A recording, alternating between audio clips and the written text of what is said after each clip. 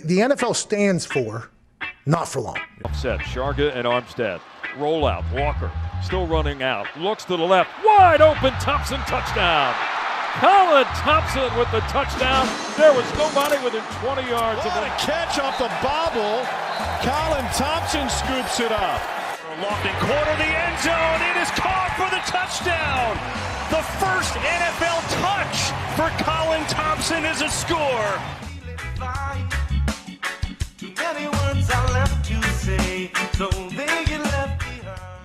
What is up, everybody? You are looking live to an awesome episode ahead here with Bryan Buckley. He is a war hero and someone I've been able to call a friend and bounce business ideas off of and talk about life with. And he is so gracious with his time on this future episode. We dive into so many different things. We talk a ton of high school football, just a PSA there, primarily Central Bucks West and Bucks County football and the Philly area. We talk a little bit on the West Coast as well.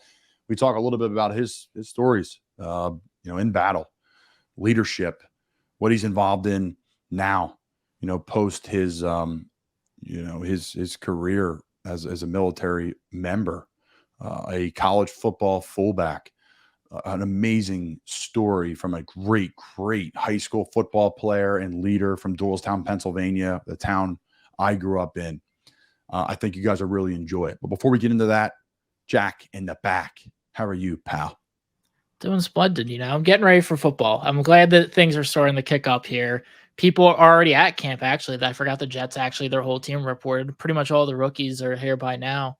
I'm excited to watch all of the ESPN. This is like the one time I'll have ESPN on in the background when they're reporting live from the camps and stuff. There's so much excitement and everybody's in the best shape of their lives and everybody feels amazing and everyone's going to win the Super Bowl. No, that's the best, right? Listen, I'm not going to sit here and poke that bear because it's what butters our bread too. So it's all good. I'm excited as well. This will come out Monday. There may be good news. There may be some bad news by that day for me individually. We don't know yet, but this will come out. We have it pre-programmed, pre-recorded. So we'll see when this comes out Monday morning, very, very early. Again, can't thank Bryan enough for coming on. It's been quite the journey here, training to get back with a football team, quite the journey with the media company. I'm involved with my high school with a few different things. I'm coaching football at Lower Cape Regional. So I'm staying busy, having fun. And I can't thank everybody at our team at Not For Long Media enough for making this happen. We have 6, 7, 8 shows now, and we have a tribe of folks that really bust our ass to make this thing go.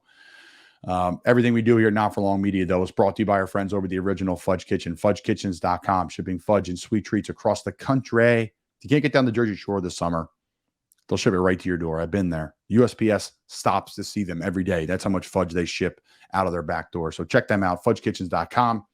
And again, anything, Jack, before we send it over to Bryan? No, I mean, I like to always poke fun at the fact of the best shape of their lives tidbit. It just seems like there's always some 34-year-old player who's still probably very good. Yeah, but I mean, there's that because you are literally maybe not the youngest, but the combination, like when you're younger, you're in freak shape because you work out like a crazy man in college, but you're not fresh for the season because they were killing you in the summer. Right. But when you're older, out of what buttons to press to get yourself ready to go. You know what mentally it takes to get there. So I truly say I'm in the best shape of my life right now at 29 years old. But there's there's probably got to be some 35-year-old wide receiver that said before it's still probably good. And there's no way that they were in better shape of their lives than they were at 26, 27. He could be in great shape. He may not be the same speed though.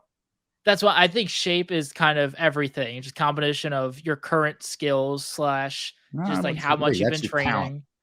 That's your talent. But in your shape, you can control that. Your cardio. But it's the most overused phrase in football in the offseason, in my opinion. It is, Jack. It is. But that's my only gripe all I got today. All right. The great Bryan Buckley, guys. This guy is an absolute legend. Appreciate Bryan coming on, and you're going to see more of him moving forward here at Not For Long Media. Have a great freaking day and enjoy Bryan Buckley. All right. So we have Doylestown's finest on the show today. Bryan Buckley. How you doing today, bud? I'm doing great. Thanks for having me. It's great to have you on. Last time we were together, first time we really met in person, it was brief and we were all pulled in different directions, but was that an amazing really event that, a mentor of mine, a mentor of yours, Mike Carey, put together in Doylestown, Pennsylvania, to doing it again next Mother's Day weekend. So anybody listening here that's a Doylestown resident, Bucks County, Philadelphia area, Dream Big Rally. It's really, really cool special event helping kids and mentorship and leadership and storytelling. And it's really good stuff. So you follow my page. I post it. Bryan posted everywhere too. I digress. So hell of a background there, Bryan. Where you at, buddy? Well, I'm in I guess you could say sunny San Diego. Kind of a fun fact. In May, San Diego was the cloudiest place in America, only behind one small town in Alaska. So Wow. It's just, it literally, I mean, we go to the beach every Sunday and it's like I'm staring at the English Channel. It's just gray and the seas look miserable and cold. And it's an El Nino year, so it's kind of different where we're going to get a lot of storms. And then unfortunately, we have a lot of green out here, but come the fall, a lot of that's going to start burning. So we're kind of getting ready for a nice little fire season as well. So it's crazy. I was out there. I was out there in March. Let's see, 2021. Mm-hmm. Yeah, sounds about right. Maybe 22. I forget. It all runs together now. Yeah, probably 22. End of COVID. And I get why people live there. I do. I've never been out there before. Everyone talks about San Diego, but I'm like, this is cool. We're there like 4 or 5 days. My friends live in, is it Ocean Beach? Pacific Beach? Yeah, Ocean Beach. Yep.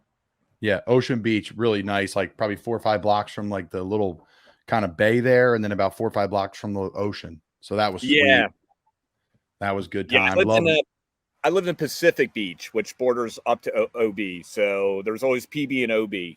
And it literally is like, for people obviously back in Philly, think of like Manayunk. It's kind of like where you get like the older professional adults, but still like a playland. For me, I met my wife and then she's pregnant and our first son was like 3 months away from being born and we couldn't raise our kids in Pacific Beach. So we moved up to Carlsbad. And I'll never forget, like I'm getting the last load out of our beach house at PB and I have guys on my old team help me out. And next thing you know, like all these people come out and they're like a block party breaks out and like girls in bikinis, music, people are drinking. And I'm like, man, I know what the children must have felt like leaving Willy Wonka's chocolate factory. And then like, I drive up to Carlsbad and we're right across the street from a park and you see like dads out there playing catch with their kids. And I'm like, I feel like I just grew up like 5 years in the past, like 30 minutes driving up here. It's like, this is now my life. So you did. It was definitely a great time. We had some friends out on the East Coast out there and it's a natural progression. It's like we either go north 30 minutes from San Diego or we fly back out east and raise a family and do that too. But no, it's a great place. We had an absolute blast and enjoyed the weather and the community feel. I felt like I was in a Sublime music video. Dogs walking, people on the beach hanging out. We had an absolute blast. But I digress, man. There's a lot to talk about.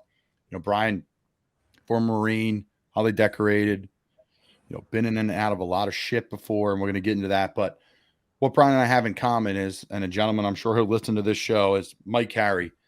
And Mike is a legendary football coach who coached aside the late great Mike Pettin Sr. and Mike Pettin Jr. as well, NFL coach. And Mike had tremendous impact on my life. No one probably listened to this show without Mike. He's one of the 5 people that have had tremendous impact on my life. Toughness, grit, determination, and putting those things into football, into life, into business. And it's funny, Bryan. I always tell people this. And because people want to know about your hometown, right? Especially in pro sports, and tell me about like football, what's your high school football team like, all these different things. And I'm like, listen, this Central Bucks West team, you need to watch the last game. And you're going to understand the community in the town because, like you talked about before on air, you played, youth football, you played middle school football, and then you went to the high school football team, and it was all the same offenses. It was all the same language. That's really hard to come by.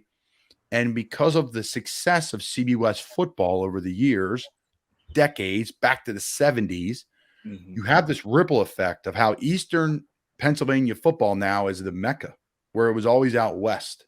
And that's happened in the last 20 years. And I think Central Bucks West, Mike Pettin, Mike Carey, they have everything to do with it because of the coaches' clinics, because of the success there. I know I'm rambling on, but I don't get to talk to a lot of people about this that understand it because it was forcing Penn Ridge and North Penn and Chamonix and Harrisburg, and all these teams to raise their level, raise their youth programs.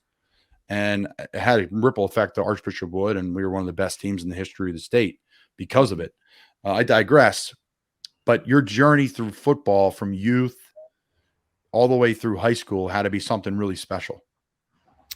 It really was. And it's, Colin, it's funny you bring it up because another, legendary Pennsylvania football player, legendary CB West football player, Dave Armstrong, him and I kind of laugh when we talk about, like, we thought what we were doing was like the norm. Like everyone else had the same thing. And he's like, and Dave's now the head coach at Archbishop Wood. He's like, even when I talk to my kids who are playing at Wood about things we did, they look at me like we're crazy. They're like, what the heck was that all about? But that was normal to us. And, for me, I was the youngest in my family. I was the youngest in the neighborhood. So I kind of had to grow up a little bit more quick and kind of deal with, just not being the bigger guy and all that stuff. And I'll never forget, I think it was 1986. I went to my first CB East, CB West Thanksgiving Day game. And I had no idea who we're cheering for. My dad's like, no, we cheer for the guys in black and gold.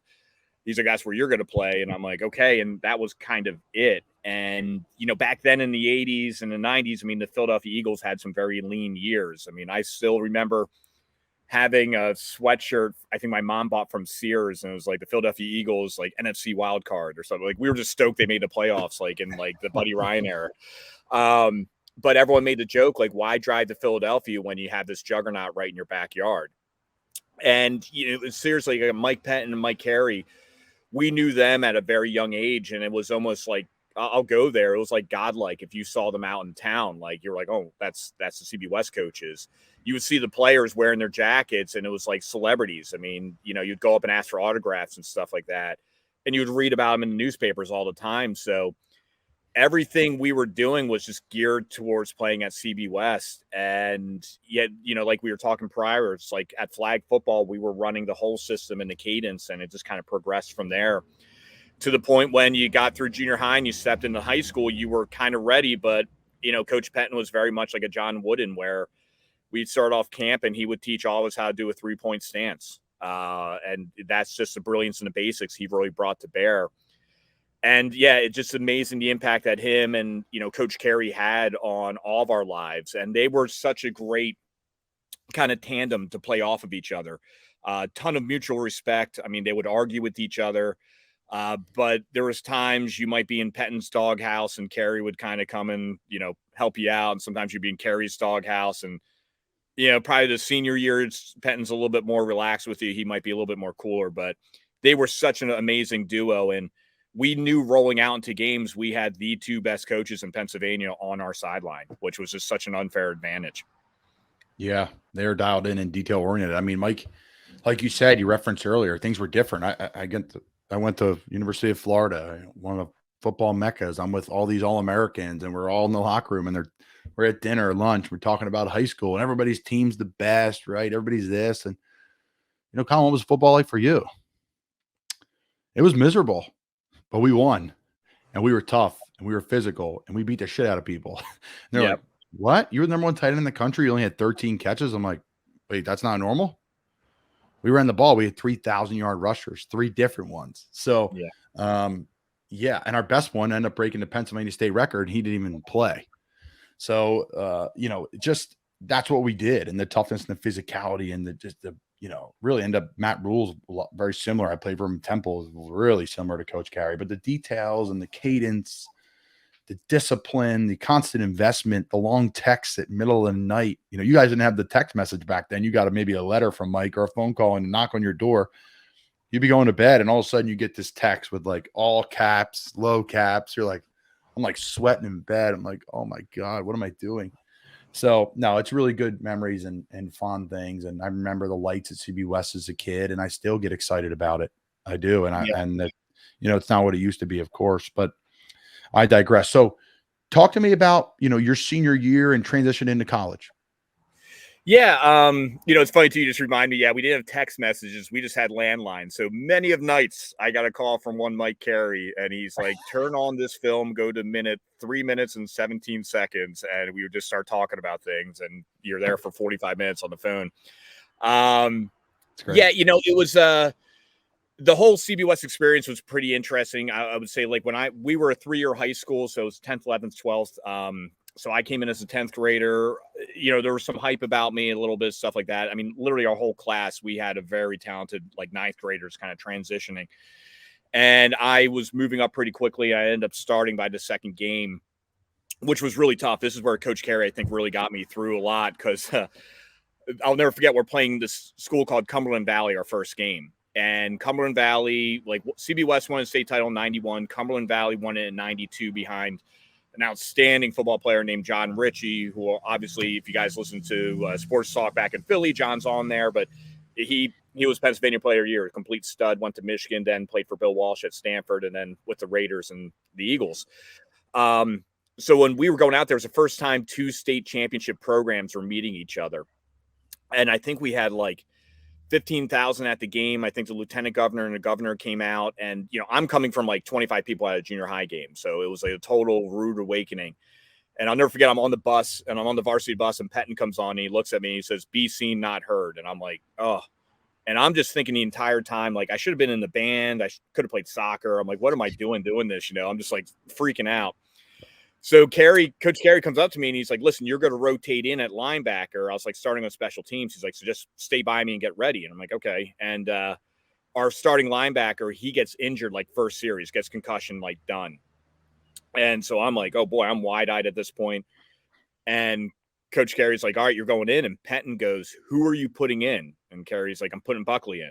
And Coach Pettin looks at me, looks at Coach Carey, looks at me, and I'm thinking like, oh, I'm going to get some like, Carpe Diem speech or something like that. And he looks back at Carey and says, "If you put Buckley in, we're going to lose." And I'm like, that's like here I go, my football debut, not how I thought the Bryan Buckley experience would begin at CB West.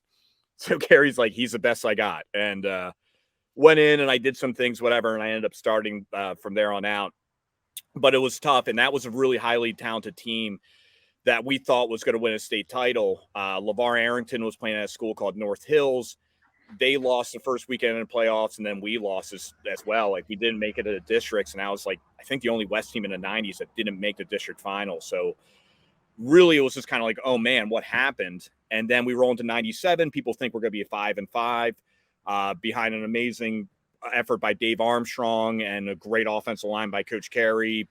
We kind of carried us through 3 games, and then everything clicked, and we just went on a steamroll and won a state title.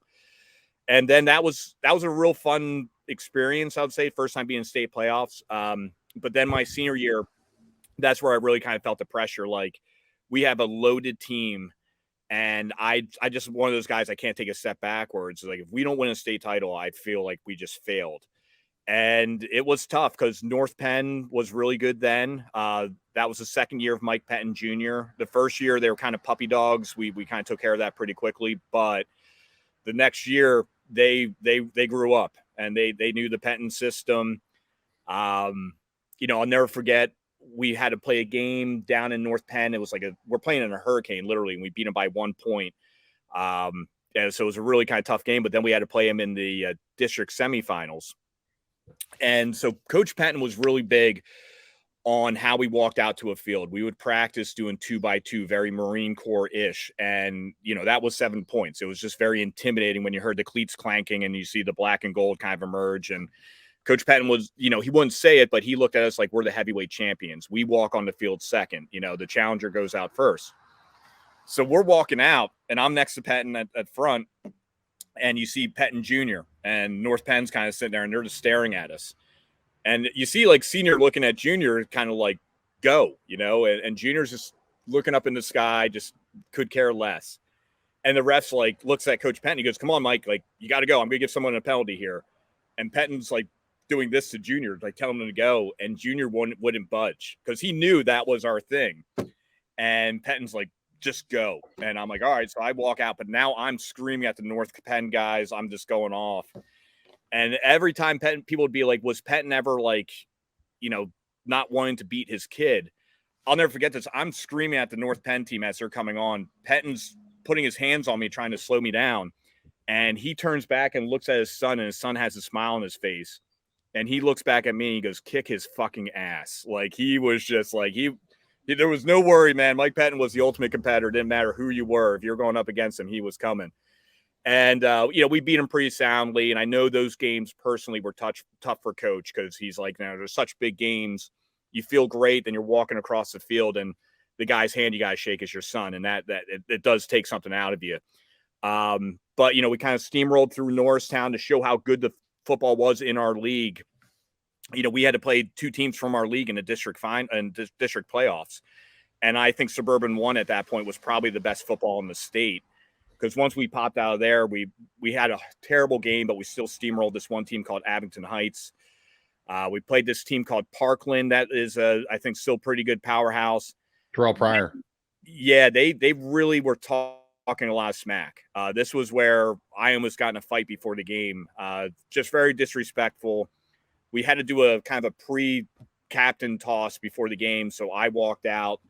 We're playing in the Chamonix, and Coach Carey walked out with me, and we just started jawing back and forth. I mean, it was on at that point. And, we did a coin toss. I go in, I throw a trash can. I start yelling at the team to get them going.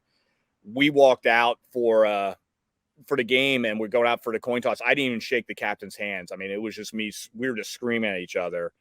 And I came back, and Pettin would have us all circle around him. Now, we played a very lackluster game the week before. This game, guys came up to me and I'm pushing them, and we were just knocking people around where Pettin is kind of trying to guard himself. And he's like, you guys weren't like this last week. I'm not saying a word. Just go out there and kick their ass. And we went out there and we just took the hammer to him, beat him pretty soundly. Parkland's I think Bethlehem area. I was Trail players like Jeanette, Western PA, but yeah, they're good. They always have great players. Yeah, no, very solid. And really Coach Pettin, to what you brought up earlier, he really turned the dynamic of Pennsylvania around, where if you weren't from Western Pennsylvania, you weren't playing football. And I get there, Montana, Namath, Jim Kelly, you got a lot of great players out of the West, but Pettin really kind of flipped that upside down where Eastern PA was where it was at. And he loved beating Western PA teams. He took it personal. And we had to play this team called Newcastle that essentially miracled its way through the WPIAL. I mean, they beat North Hills, some of these kind of perennial, Pittsburgh Central Catholic, these perennial powers. Yeah, it was just how did they get through all this? And, I'll never forget, it's the last week of practice. Their team's already talking smack, they're going to shock the world. And I'm kind of sitting on the practice field at West, and I'm just watching the coaches walk out and some of the players. And I hear one of our assistant O-line coaches say to a couple of linemen, he goes, listen, we play the way we play. We're going to beat this team pretty good. And I'm like, oh man, that's not a good, I know how Pettin gets in those situations. If he thinks there's a lesser team, he will ramp up coaching. He's going to beat us down pretty hard. Yeah. Mike would do the same thing. It's just the worst team you ever play. And you're like, holy shit, we're going to lose by 50. Also you got they got 11 guys who are going to play on Sunday, all that stuff. Yeah. Right. And, so I'm like, this is going to be a rough week of practice. And we go in to watch films, and Pettin and Carey are both listen, this team is tough, gritty, Western PA, coal mining, blah, blah, blah, blah, blah. And they put on the game, and it's I'd never felt this way watching a game film. I'm like, we are going to murder this team. They have no business being, they would have went 500 in our conference. They have no right being there. So the whole week is a rough week. And we're at Friday before the game, and we're just kind of doing walkthroughs. And, Coach Pettin was looking for something to yell at, and he just flipped out on one of the D linemen saying he was offsides. I see one of the D line coaches kind of crack a smile dude, you're looking for something. Pettin starts yelling at him. And there was a bunch of reporters there. And I remember Pettin came up to me. He goes you and I are going to go talk to the media. And I'm like, okay. And he's like, I'm going first. And I'm like, that's fine. And it was a NBC Sports Philly, but it was Comcast back then. And they had some 26-year-old Temple graduate probably there with a microphone to interview Coach Pettin.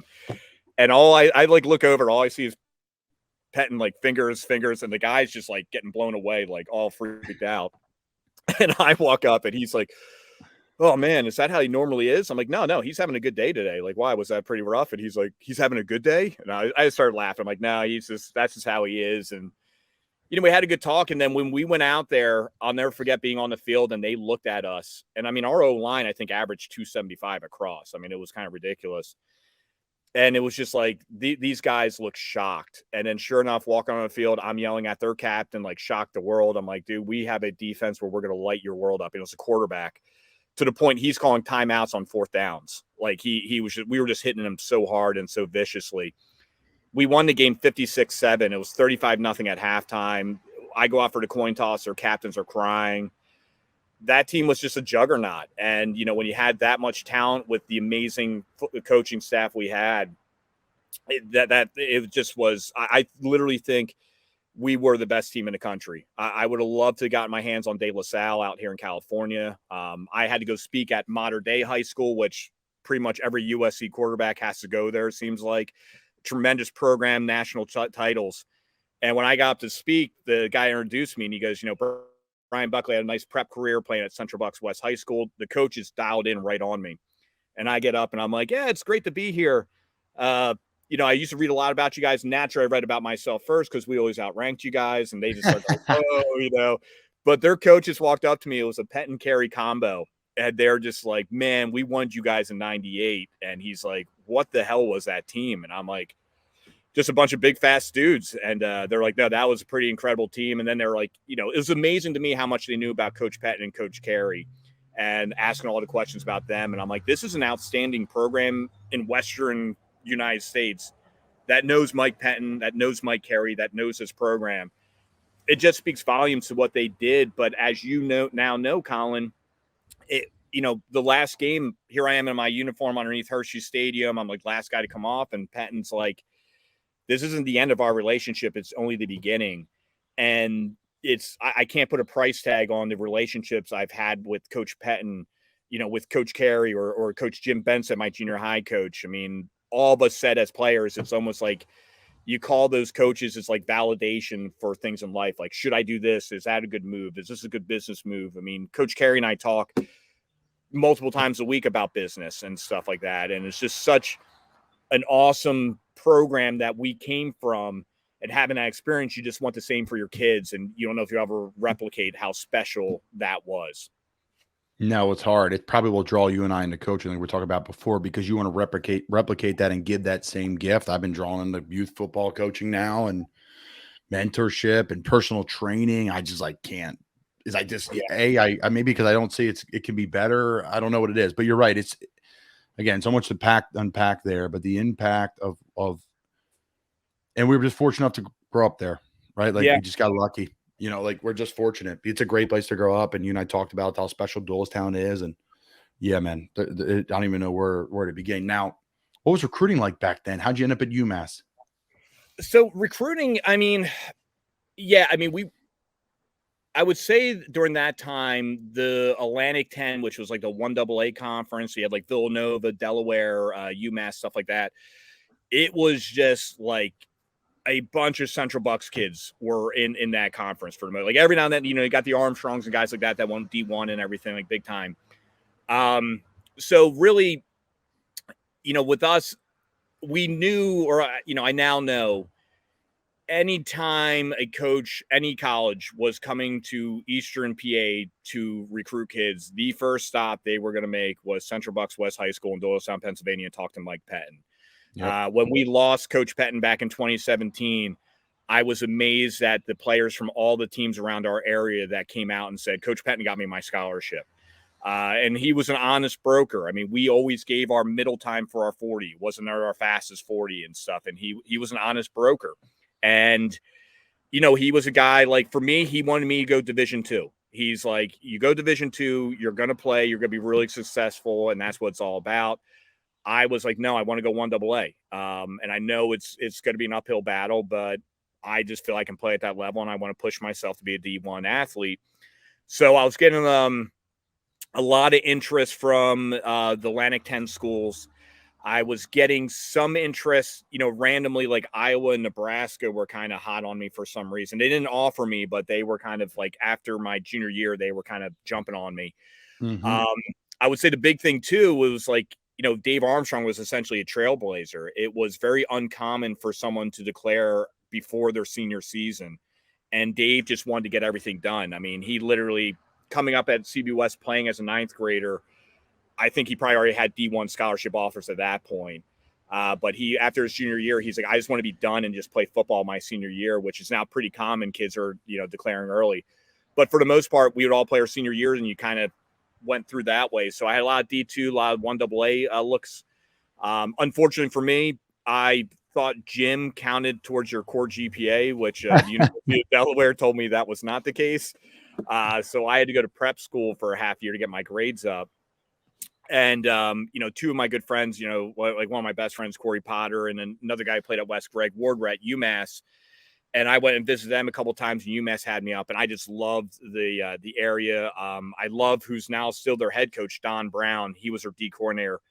Absolutely love that guy. Still talk to the coaching staff, and that's just where I wanted to be. It just felt like home playing for those guys. And, Don Brown had anytime, like, they brought me in as a fullback and they wanted me to move me to linebacker, but Don Brown's like, I called Coach Penton to have a conversation with him about it and like collaborate with him of how we should do it. And he goes, I got 3 linebackers, we got 1 fullback, things like that.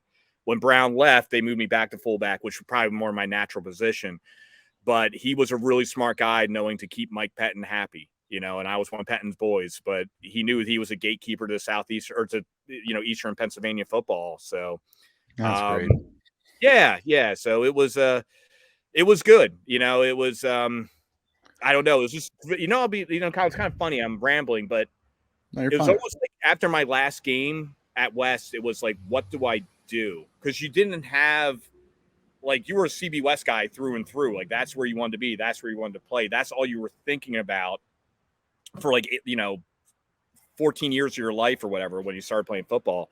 Yep. And then it was just kind of odd going to, UMass, and you just don't have that same, like, this is my hometown and, things like that. So it never was the same. I mean, the most fun I had playing football was junior high.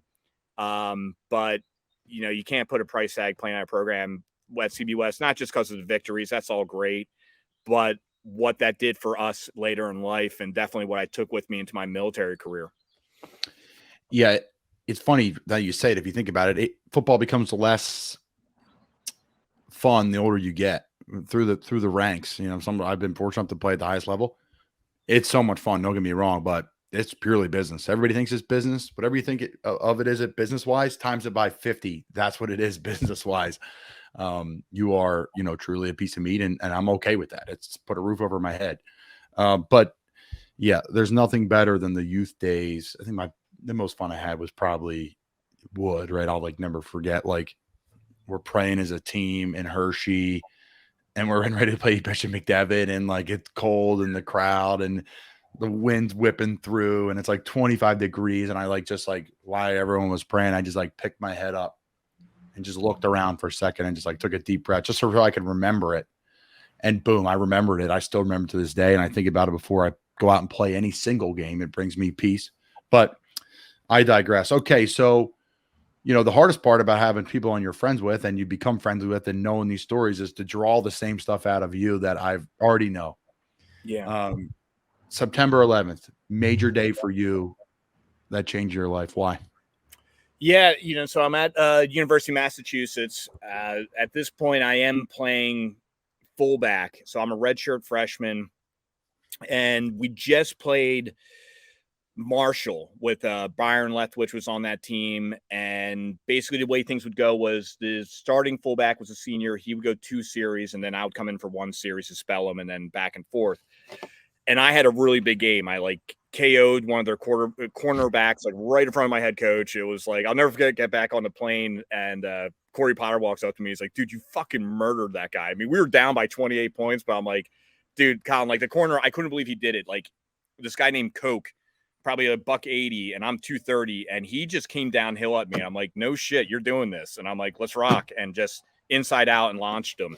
And right in front of the head coach was all excited. So I'm like, boom, all right, here we go. We're going to get some more playing time. And then September 11th happens. So I was the first one up in my apartment, living with 4 other guys on the team, one being Corey Potter. And I literally got a bowl of Cheerios. The phone's ringing. I pick it up. It's Dave Armstrong in Michigan. And he's like, dude, what the hell's going on? And I'm like, what are you talking about? And I turn on the TV and I see the One World Trade Tower on smoking. I thought of the 93 incident where they did the bombing. And I'm like, man, I didn't think it looked that bad in 93. And then I see the second plane hit the building. And that was one of those moments in my life that just like, boom, just changed the trajectory of my life with me not realizing. I told Dave, I'm like, hey, I don't know, man. This is like, we couldn't get a hold of people. We're just trying to figure it out. Campus was kind of open, kind of closed. And then we go down to the football complex for practice. And we had 3 big screen TVs in our locker room. And I think we had about like a dozen guys probably from New York City on the team. And, cell phones weren't really a thing back then. It was all landlines. So no one could get home. These guys are just kind of pacing. And I jump up on the table to get taped up. And my trainer's like, Buck, I don't think we tape up today. And I'm like, okay. So I go sit in my cubby locker and we're just kind of waiting. And our coach walks in, talking. He's like, hey, let's go out and do a quick whiz practice, just helmets and just get our fit. Really good captain's guy, Jeremy Robinson, stands up and J-Rob's like, Coach, I don't think we practice today. And Mark Whipple was like, all right, good enough. He's like, guys, go home, call your family, things can happen. And then he said something I'll never forget. He goes, I don't think we're going to play this weekend because Rozelle said his biggest regret was playing football the week that Kennedy was assassinated. And so sure enough, we go back to the apartment, we grab cases of beers and we're just watching what's happening like everyone else. And this is where I started seeing people throw themselves out of the building. And I just thought to myself, how crappy of a situation are they in where they're saying my best chance is me just throwing myself out of the World Trade Tower. And I remember a woman threw herself out and she was holding her dress. And to me, it just kind of spoke to me like she understood what was going on. She was doing it with dignity. And that just kind of spoke like America. She was going to do it on her terms. And I know it sounds corny, but I literally kind of excused myself from the guys. Everyone's talking tough, saying they want to go kick some ass, all that stuff. I went in and looked at myself in the mirror and just said, time for me to go earn my citizenship. And I was going to get into that fight one way or the other. And just kind of kept that to myself.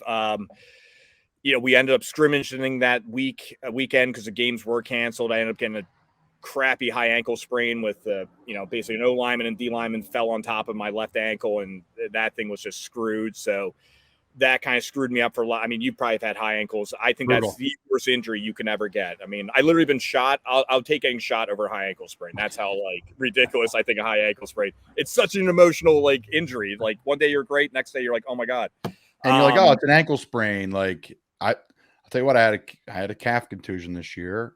Yeah. I wish I would have took it more seriously. I was like, I'm not going out for a contusion. Ended up blowing up my calf and I missed the whole season because of it. Holy moly. Yeah, man. I don't talk about it is what it is. If I go back on the team, they're going to know. But yeah, I got hit running across the middle. His knee ran into my calf. And I started walking and I'm like, this thing's swelling up on me here. Weird. You roll your ankle. You're like, all right, I'll get through practice. I'll tape it up. Right. And then after it swells up. This one, it was fine. I'm like, I'll be okay. I hobbled around and practiced my best football ever, probably because I was hurt. Because I'm like, I'm going to play through this and not think about anything else. I didn't worry about where this was coming from or that was coming from. I just let loose and boom, I was running just a 101, just a 10-yard in route. And I got halfway through and stuck it in the ground, tried to sell that I was running a seam and my calf just popped. And it felt like I tore my Achilles. I've never tore my Achilles, but it felt like someone just took a match and just, yeah. So the contusion turned into a calf strain, which turned into 4 of them within 3 months. And I ended up missing last year because of it. But it's funny, those little injuries like ankle sprains and contusions, they're devastating. They're killers. I mean, same thing. It's like I had that high ankle sprain, kind of dealing with it. I'm in a boot, and I'll try to play. We were down at Delaware Friday night, running my routes, looking really good. And even my coach was like, man, you're looking fast. And I'm like, no, I'm feeling great. Saturday at the game, a lot of people from Doyle Center there. I think there was literally 9 Central Bucks West and East guys playing in that game. It was pretty cool. And one cut, dude, boom, sniped. I'm just down. And it was just oh, so yeah, totally. So yeah, get those injuries. So anyway, but end up playing the season, I ended up starting at fullback and had some momentum and all that good stuff. But it was just, I knew where I had to go. So went out to the bar with some of the guys on team, let them know what I was doing, told my coaches, and I came home and told my parents, and ultimately from there transferred to Villanova and joined the ROTC program and went from 235 down to 185 and just started focusing on that with, I had a very kind of early goal when I was at Villanova. I wanted to get into the special operations realm. So I just kind of kept working through that until I, ended up graduating, getting my commission and kind of going into the Marine Corps. That's crazy, man. I don't even know how to address these next question. Well, then what's next? Like, how does it progress into, I'm in special operations. I'm in all these different things. Like, how do you climb that mountain? Yeah. It's like, I think, you surround yourself with great people. They make you look good. And I've always been so fortunate throughout my life, just being surrounded by great people, whether it be my family, my friends, coaches. When I went to Villanova, I was thinking, I'm like, hey, I want to be a fighter pilot. I was thinking about being in the Navy, Top Gun, that looks cool, whatever. Well, they have what they call an assistant Marine officer instructor, which is going to be a gunnery sergeant, and they're drill instructors as well. And it's like, they look the full nine, like Full Metal Jacket. Like they just all look like they're going to rip your face off. And this guy name was Gunnery Sergeant Don Moeller. And he was in recon his entire career, recon and force recon. Now, prior to 9/11, the Marine Corps would not put any units into Special Operations Command or SOCOM. Kind of a quick down dirty where SOCOM came from. We were doing Operation Eagle Claw, where that's where we were going in 1979 to go free the hostages out of the embassy in Iran when the Islamic Revolution took place. And they went to was it a Desert One, Checkpoint Desert One or something like that? And that's where they had an in-air collision with a C-130 and a CH-53 helicopter, destroyed the mission. Huge embarrassment for Carter and our country because you had these Iranians holding up like U.S. Air Force stuff. And that's when our military said, listen, we got these special operations units, but they're not talking to each other. Let's make an umbrella called Special Operations Command, and they fall under there. And the Marine Corps is like, listen, we have Marine Expeditionary Units. They'll be special operations capable, but we're not giving you anyone. Marines are very big on not having other people in charge of Marines.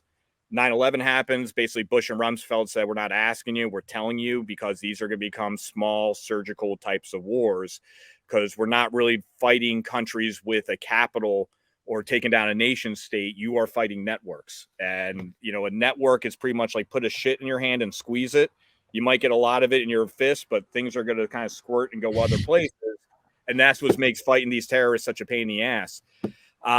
So anyway, I'm kind of there, obviously football background, Colin, we're all kind of cut from the same cloth with like the Penton and Carey and all that stuff. And this gunny just kept looking at me. He's like, you want to be in the Navy? And I'm like, yeah. He's like, that's lame. And I'm like, oh okay. And I mean, this guy's backed up too. Like he's an in shape dude. And I'm like, oh, okay. And he's like, you got to be in the Marines. And I'm like, sure, let's go Marine Corps. And he's like, and you're going to be in like Force Recon one day. And I'm like, okay. And we worked out 5 days a week, like swimming, tons of stuff. I mean, it was brutal, but we were just in insane shape.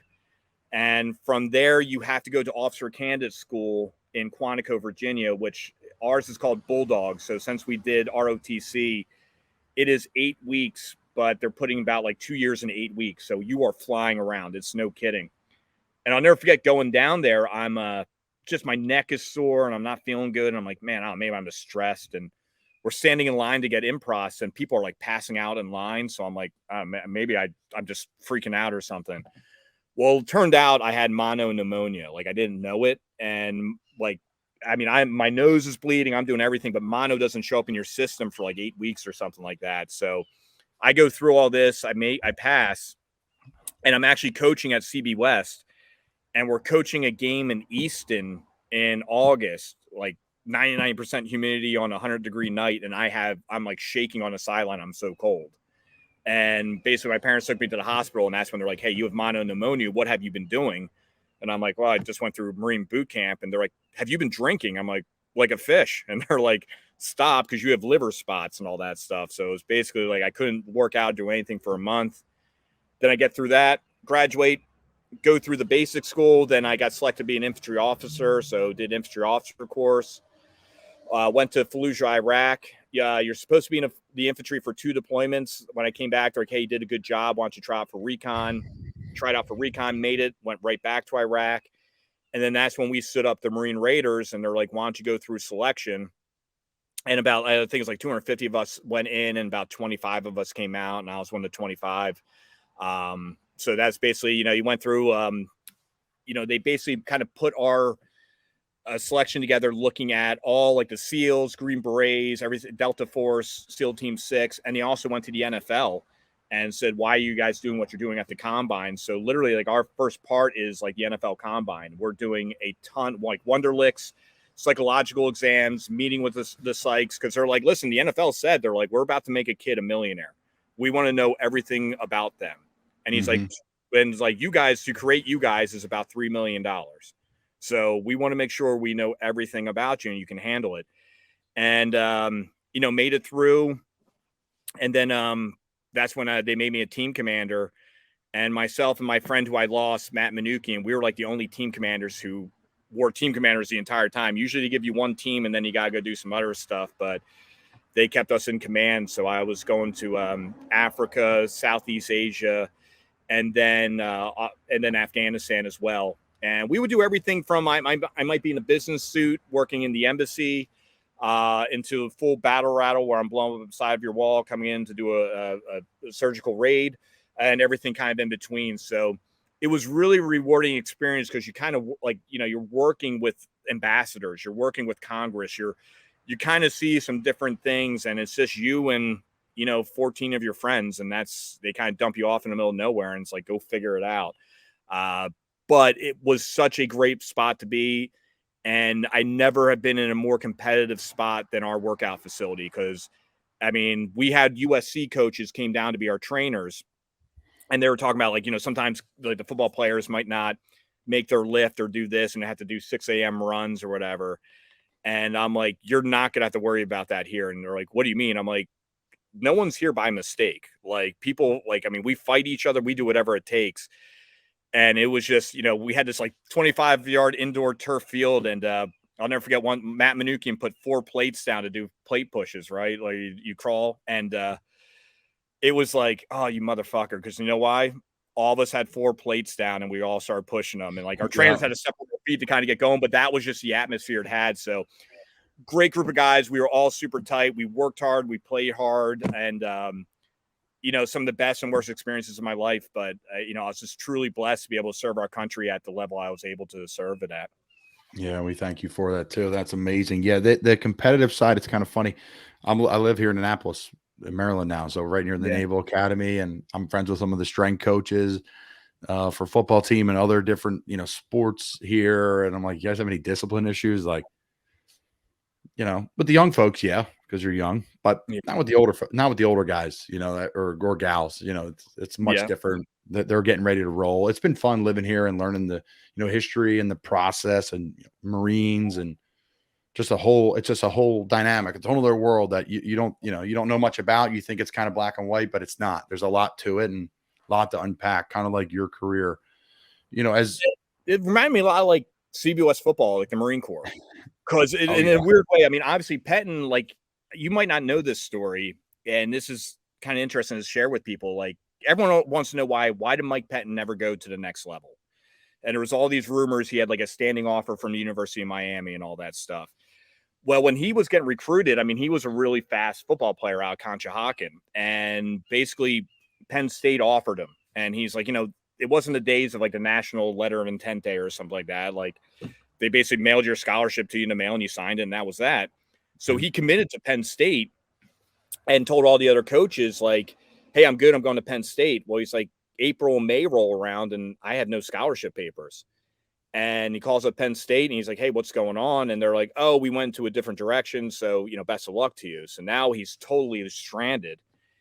His high school coach was in the Marine Corps in World War II. The head coach at Villanova was in the Marine Corps in World War II, and they were in the same platoon. So he called up the head coach of Villanova and it's like, listen, I got this guy X, Y, and Z. And he's like, listen, I don't have money. I'll help out, but we'll see what we can do. And obviously things worked out, and Pettin's in their Hall of Fame, and he got a scholarship to Villanova. But Pettin loved the Marine Corps, and that's why some of his stuff was based off of the Marine Corps, like the way we walked onto the field. And, you really had to respect the history of CBS football, of the guys who went before you, and you're putting on the black and gold and the CBS across your chest. The Marine Corps is the same way. I mean, it is fanatical about its history. I mean, 10 November 1775, the Continental Congress said we're going to raise a battalion of Marines. And where'd they go? They walked into a bar in Philadelphia called Tun Tavern, and that's where the Marine Corps was born. And that's why we drink a lot on our Marine Corps birthday. But everything about our uniform has a story behind it. And it was just so cool. And it just reminded me a lot of CB West, where it was like such a fanatical, passionate history to it. It was just kind of a natural transition. So you went on a bunch of tours. You climbed a hypothetical mountain when it comes to the top of your profession, when it comes to being a Marine. Mm-hmm. I don't even know how to ask this question. What's the shittiest situation you've been in? The shittiest one, it's got to be when you lose your friends. And for me, my post-traumatic stress kind of revolves around kids.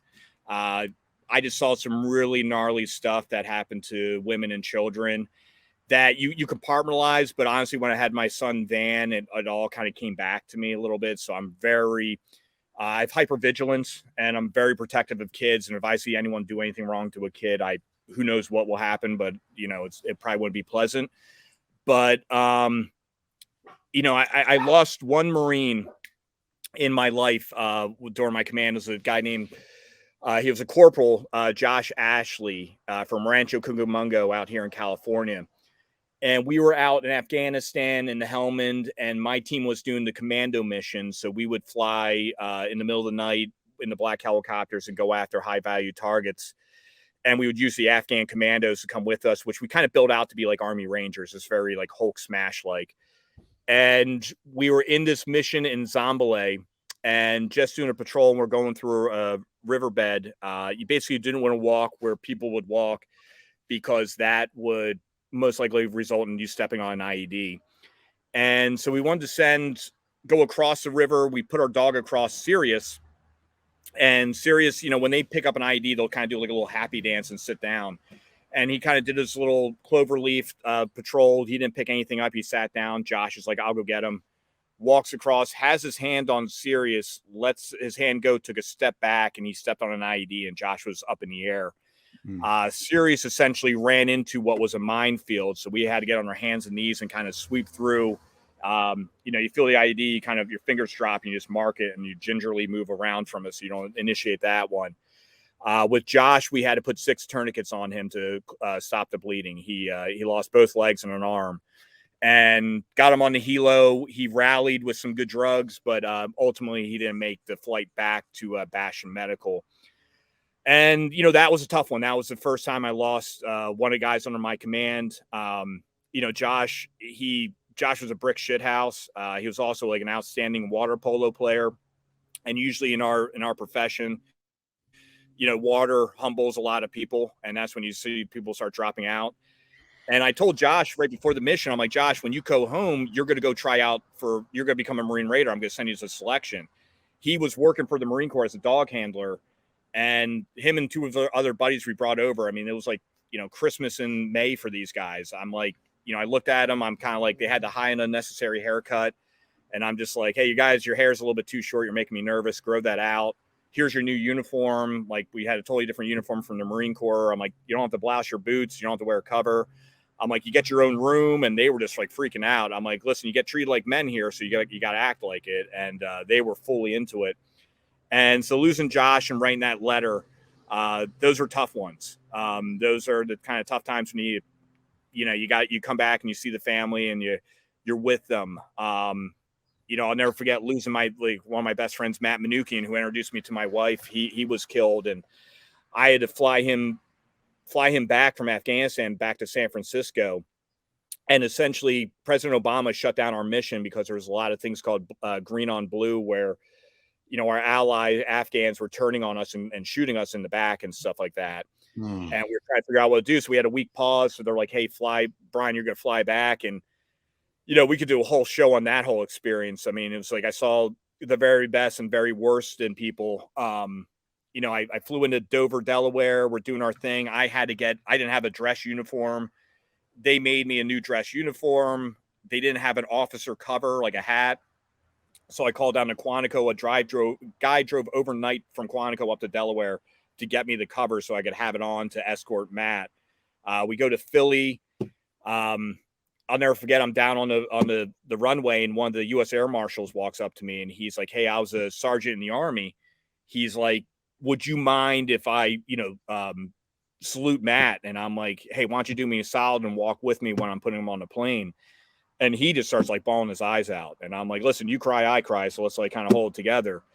And then I'll never forget that flight back where, basically we're getting close to San Francisco, and I walk up to a stewardess, and I'm like, and we're in dress blues. I mean, we're not, if you see a Marine in dress blues, they're there for probably taking someone home.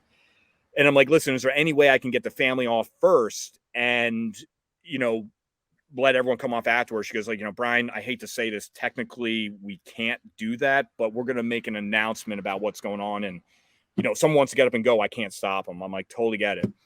So they make the announcement, and we're walking out, and like no one moved. And then I go down to the flight line. There's a bunch of cops cars waiting for us.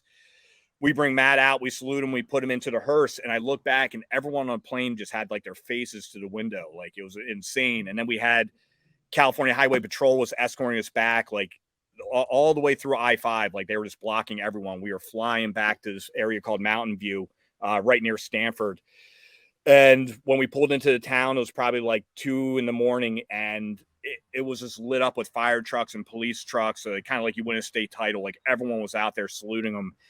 And that was a pretty tough but powerful experience, because I gave this eulogy. Then I jumped on a plane the next day and flew back into Afghanistan to get back to the fight. And a lot of times people think like the gunfights and stuff like that. And yeah, it is very chaotic, but this is where I draw back to, Coach Pettin and Coach Carey and the brilliance in the basics and preparing for everything. I mean, when I got lit up, I'm all shot up. A couple of my other guys were shot up. It is chaotic. I mean, it's just, we have so much ammo flying at us, but we won that fight back in Camp Pendleton, San Diego. We would do very basic stuff, even as a special operation unit. And we just drilled it in, and it wasn't a big deal. And we were able to execute and get ourselves out of there. And people think like, "Oh man, it must have been nuts." I'm like, no, that was literally CB West football. I mean, as corny as it sounds, if you do the blocking and tackling and the brilliance in the basics, things are going to work out for you. Wow. Unreal stuff. There's so much to unpack there. I can't thank you enough for coming on, man. I can't thank you enough for your service. We can't, the listeners. It's unbelievable. Now these holidays, Memorial Day, July 4th, what do they mean to you? I think for me, people, I notice sometimes veterans or people will get really annoyed if someone says like, "Happy Memorial Day," or "It's Memorial Day weekend, let's celebrate." And they're like, "No, it's supposed to be somber." I look at it differently. All of my friends that I lost, they died with brass at their feet and a smile on their face. They were doing exactly what they wanted to be doing. That was defending all of us. And they're just such awesome guys, so they would never say, "I want you guys to go and sit in a room and cry about me." It's like, no, go out, have some drinks, have some fun, tell funny stories, and celebrate.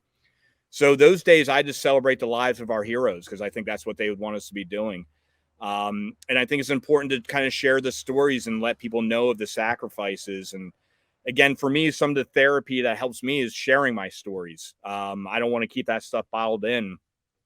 And especially too, I don't know if we're talking to a future congressperson or a senator or a president, just understand when you push that button and you send your greatest assets to war, they're going to come back with some baggage. And I'm never the same guy. I miss the old me. I understand I'll never be the old me. But you just take it day by day. But on specific holidays like that, I just celebrate my boys and just remember the good times.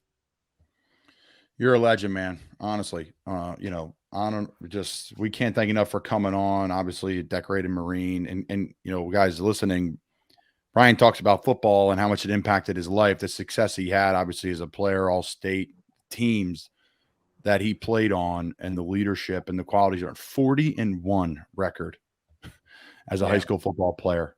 I mean, it shows Bryan, it shows the team, it shows the principles, and all the amazing things that, again, Bryan's talking about, and a lot of other high schools around the world have done for other people listening to this show too. It's not just football. So, Bryan, I can't thank you enough for your service, for your leadership and mentorship, your friendship, a new friendship that you and I are starting, and Yeah, man. look forward to staying in touch. And I can't thank you enough for coming on the show.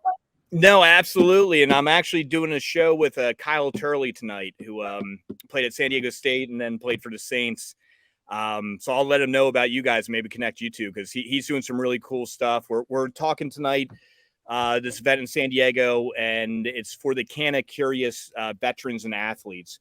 And we're just kind of sharing our stories of, cannabis after Kyle's playing in the NFL. He had vertigo and some bad things and really kind of saved his life. And I think he's just an awesome guy. And I think he might be a treat to have on your show one day. So I'm definitely going to kind of hook you guys up. I would love to have him on. And before we go, talk about what you're doing in the cannabis business. Yeah. So really, 100% disabled. I still got shrapnel in my body from getting shot up and all that stuff. And cannabis saved my life. It just totally changed everything for me. I was able to sleep and all that good stuff. And went to Congress and I said, what do you guys need to get this into the VA? And they said, go get data and research. So I partnered with a firm out of Israel called Niamedic Healthcare and Research Services, and with the University of California at Irvine. And we were approved for an institutional review board, which means we're able to use our product into human beings to do human trials. And the end state is to get our product into the VA system, making medical cannabis federally legal. So my company is called Helmand Value Growers Company. We donate 100% of our profits back to that research. And the end state is that we can get this out there and not just get the medicine that the veterans need, but medicine that I think all patients in America would benefit from. And we're looking to change the medical landscape of our country and just provide Congress what they need. And that's data backed by American doctors that cannabis is effective for a multitude of injuries. No doubt. I'm fully supportive of that one, man. I've seen it again in the football world and what it's done for players. Yeah. With just anxiety, stress, sleep, pain, you name it. Yeah. I mean, it needs to happen. We don't really cross the bridge of it's a shame it's become political, but it needs to happen. There's just so many benefits, right? And we could talk. I'll have on our show about that, but yeah, massive stuff. The great Bryan Buckley. Thanks for coming on, brother. We really appreciate it. Looking forward to having you on again. Absolutely. Anytime, man. Absolute pleasure. And thank you for all that you do.